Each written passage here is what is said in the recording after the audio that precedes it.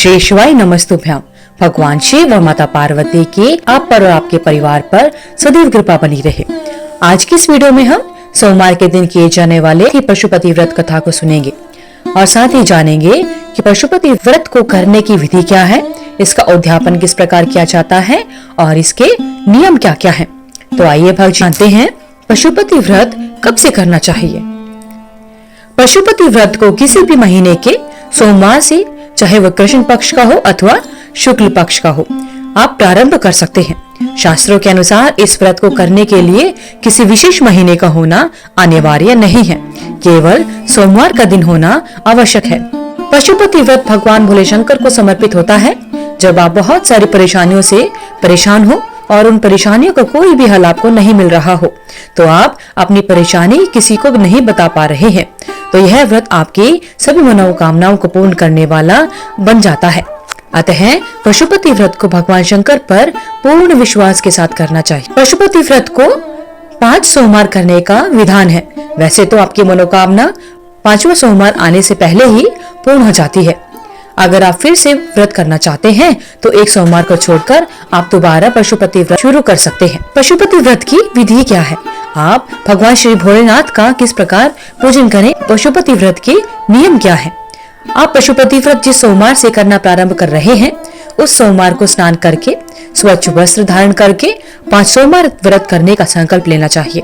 पशुपति व्रत में 2 समय पूजा का विधान है, तो इसलिए आपको मंदिर जाना आवश्यक है। और यह भी ध्यान रखें कि आप व्रत के पहले सोमवार को जिस मंदिर में गए हैं, 5वें सोमवार उसी मंदिर में जाना आवश्यक होता है, नहीं तो आपकी पूजा अधूरी मानी जाती है। अपनी पूजा की थाली में मंदिर जाने से पहले धूप, दीप, चंदन, लाल चंदन, बेलपत्र, फूल, फल और जल लेकर अवश्य जाएं और भगवान शिव का अभिषेक करना चाहिए। इस थाली को घर आकर ऐसे ही रख देना चाहिए। जब आप शाम के समय यानी प्रदोष काल में स्वच्छ होकर मंदिर जाएं, तो इस थाली में मीठा प्रसाद एवं 6 दीपक घी के लेकर जाएं। मीठे भोग प्रसाद को बराबर 3 भागों में बांट लेना चाहिए, तो भगवान शिव को समर्पित करने चाहिए और एक बचा हुआ भाग अपनी थाली में वापस रखना चाहिए। इस प्रकार जो 6 दीपक हम लेकर गए हैं, उनमें से 5 दिए भगवान शिव के समक्ष प्रज्वलित करने चाहिए। उसके बाद एक बिना जला हुआ दीपक थाली में वापस रखकर घर आ जाना चाहिए।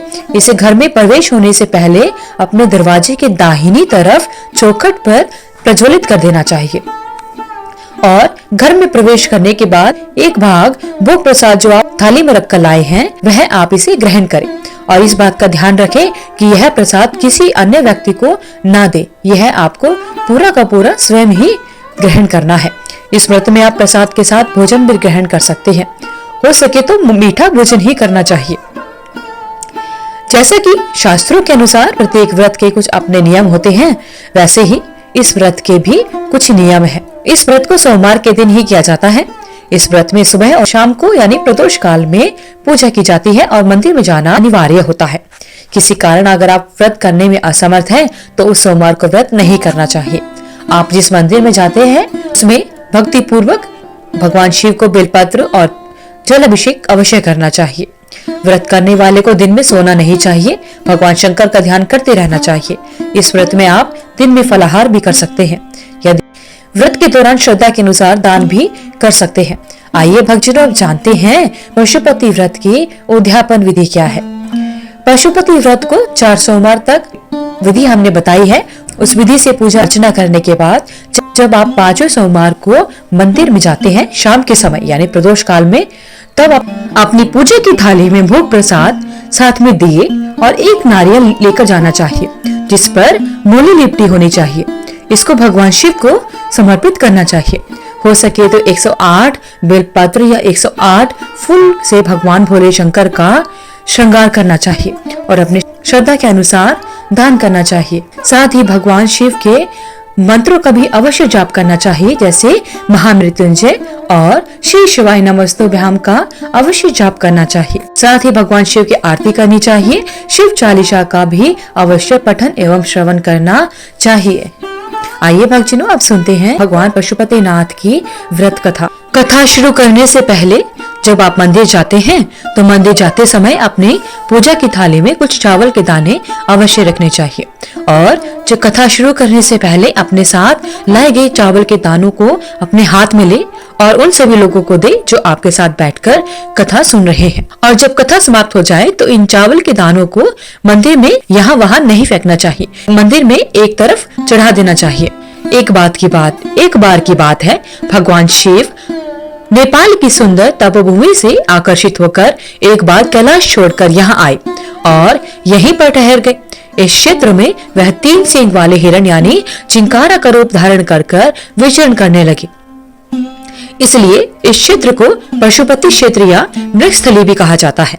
भगवान शिव को इस तरह अनुपस्थित देखकर ब्रह्मा और भगवान विष्णु चिंतित हो गए और दोनों देवता भगवान शिव की खोज में निकल पड़े। इस रमणीय क्षेत्र में उन्होंने एक अद्भुत मोहक 3 सींग वाला मृग विचरण करते हुए देखा। उन्हें मृग रूपी भगवान शिव पर शक होने लगा। योग विद्या से ब्रह्मा जी ने तुरंत पहचान लिया कि यह मृग नहीं बल्कि भगवान आशुतोष है। तुरंत ही ब्रह्मा जी उछल पड़े और मृग के सींग को पकड़ने की कोशिश करने लगे। इससे मृग के सींग के 3 टुकड़े हो गए। उसी सींग का एक पवित्र टुकड़ा टूटकर यहाँ पर भी गिर गया, जिसकी वजह से यहाँ महारुद्र जी का जन्म हुआ, जो आगे चलकर पशुपतिनाथ जी के नाम से प्रसिद्ध हुए। भगवान शिव की इच्छा से भगवान विष्णु ने भगवान शिव को मोक्ष देने के बाद नागमती के ऊंचे टीले पर एक लिंग की स्थापना की, जो कि पशुपतिनाथ जी के रूप में प्रसिद्ध हुआ। बोलिए भगवान भोलेनाथ की जय। श्री शिवाय नमस्तुभ्याम। तो इस प्रकार भक्तजनों पशुपतिनाथ जी की व्रत कथा संपूर्ण होती है। भगवान शिव और माता पार्वती की आप सभी पर कृपा बनी रहे। अगर आपको वीडियो में दी हुई जानकारी अच्छी लगी तो वीडियो को लाइक करें, शेयर करें, चैनल को सब्सक्राइब करके बेल आइकन को जरूर प्रेस करें ताकि आगे आने वाली सभी वीडियोस की नोटिफिकेशन आप तक समय से पहुंचती रहे। कमेंट बॉक्स में हर हर महादेव लिखना ना भूलें। आपका दिन मंगलमय हो। धन्यवाद।